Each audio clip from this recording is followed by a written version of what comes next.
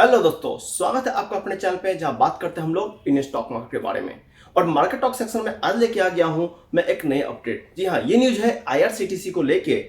IRCTC ने ये दावा किया है, और ये कहना गलत होगा कि आईआरसीटीसी ने दावा किया है, बहुत सारी मीडिया रिपोर्ट ने दावा किया है 1000 करोड़ पे जो है वो कमाने वाली है अपने डेटा का मोनेटाइजेशन करके, डेटा को दूसरे के साथ शेयर करके। तो क्या है ये न्यूज, क्या होगा इसके शेयर के प्राइस पे इंपैक्ट, कितनी है इस न्यूज में सच्चाई, इन सब पे होगी विस्तार से चर्चा। लेकिन सबसे पहले अगर चैनल पर नए हैं तो चैनल को लिए सब्सक्राइब, बेल आइकन दबाना मत भूलिएगा ताकि मिस ना हो जाए आपसे कोई भी रेगुलर अपडेट।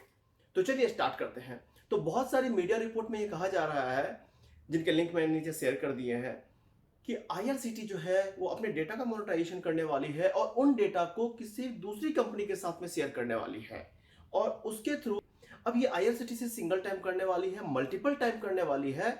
और आईआरसीटी के पास इतना डेटा कहां से आया? तो चलिए सबसे पहले समझते हैं कि आईआरसीटी के पास जो टोटल डेटा है वो 100 टीबी प्लस है। जी हाँ, कितना है? 100 टीबी प्लस। याद रखिए, मैं एमबी और जीबी की बात नहीं कर रहा हूं, 100 टीबी प्लस है। अब आईआरसीटी के पास इतना डेटा कहां से आया? तो आपको पता है कि आईआरसीटीसी में अगर आपको टिकट बुक करनी है, अगर आपको रिजर्वेशन करना है, आपको कैंसिल करना है, तो आपको आईआरसीटी के ऐप के थ्रू करना पड़ता है या फिर आईआरसीटीसी के काउंटर के थ्रू ही करना पड़ता है। 90% बुकिंग जो होती है, मोर देन 90%, वो इसी के थ्रू आती है। टोटल बुकिंग का 64% जो होता है वो आईआरसीटीसी के ऐप के थ्रू आता है, और रिमेनिंग आईआरसीटीसी काउंटर और एजेंट के थ्रू आते हैं। अब समझते हैं कि आईआरसीटीसी टोटल डेटा कितना रखती है और एक दिन में आईआरसीटीसी के पास कितना डेटा बुकिंग के लिए आता है, वो आईआरसीटीसी कमाएगी। तो आईआरसीटीसी के ऐप के ऊपर में 62 लाख लॉगिन डेली होते हैं। कितने? 62 लाख लॉगिन डेली होते हैं, और उसमें से 11 lakh plus ticket daily book करती है IRCTC. IRCTC daily 11 lakh plus ticket book करती है। आप समझ रहे हैं, ये बात कर रहा हूं मैं उनके ऐप के थ्रू और रेलवे के जो काउंटर होते हैं दोनों को कंबाइन कर। अब मैं एक साल का आपको डेटा बताता हूं जो आपको हेल्प करेगा ये समझने में कि आईआरसीटीसी के पास इतना डेटा कहां से आया।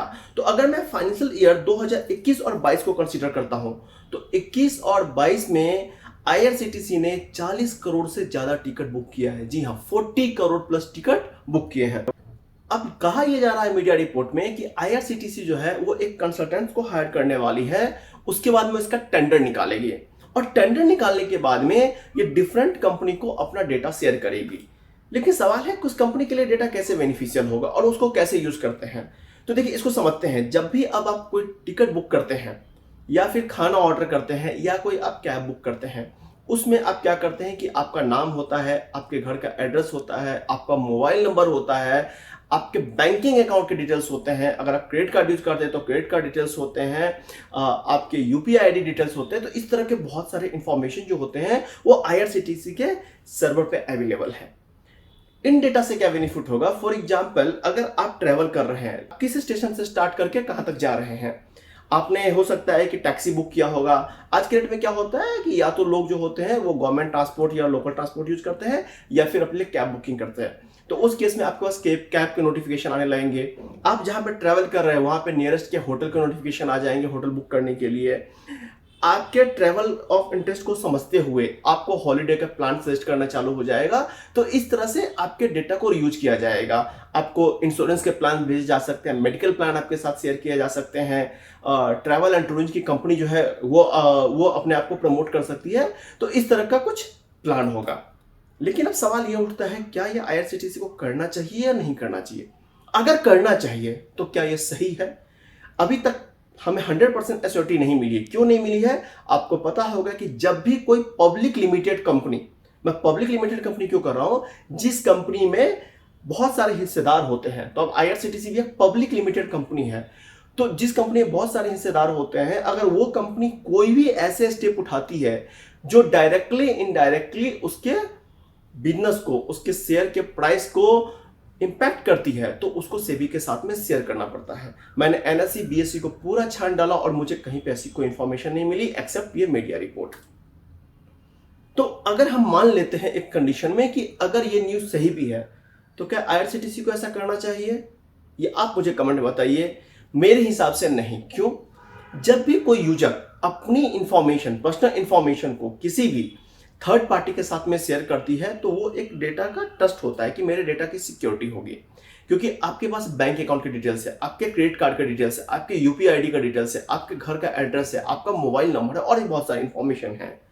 ये कभी भी यूजर नहीं चाहेगा कि ये किसी भी थर्ड पार्टी के साथ में डायरेक्टली शेयर हो। सच्चाई क्या है ये पता नहीं, बट इसका असर देखने को मिला फ्राइडे को मार्केट पे।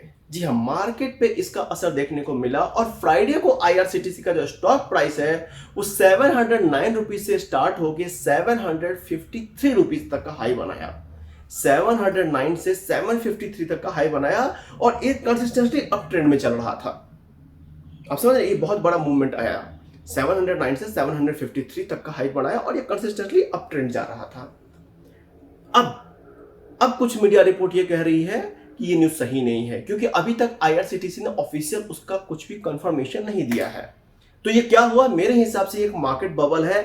जब तक आईआरसीटीसी के ऑफिशियल वेबसाइट पे या उनके कोई अधिकारी आके हमें ऑफिशियल ये चीज इन्फॉर्म नहीं करते हैं, मीडिया के सामने पब्लिश नहीं करते हैं, तब तक मेरे हिसाब से ये मार्केट बबल है। अब सवाल ये उठता है, मंडे को मार्केट में आईआरसीटीसी का मूवमेंट क्या होगा? ये अप ट्रेंड पकड़ेगी, ये डाउन पर ट्रेंड पकड़ेगी, या फिर ये साइडवाइज ट्रेंड में नाचते रहेगी? आप बताइए, कमेंट सेक्शन में बताइए कि आपके हिसाब से कौन सा ट्रेंड पकड़ना चाहिए, क्योंकि अभी तक इस न्यूज का कोई कंफर्मेशन नहीं हुआ। मार्केट बबल को देखते हुए ये एक न्यूज है, उसको देखते हुए ऑलरेडी फ्राइडे को बहुत बड़ा मूवमेंट आया है। तो क्या यहाँ पे प्राइस करेक्शन होगा या मोमेंटम फिर कंटिन्यू रहेगा? तो आप कमेंट सेक्शन में बताइए कि आपको क्या लगता है। तो आज के लिए बस इतना ही। अगर आपने अभी तक सब्सक्राइब नहीं किया तो सब्सक्राइब कर लीजिए, साथ में अपने दोस्तों के साथ चैनल को शेयर कीजिए ताकि उनको भी मिल सके regular update. Stay tuned, thank you.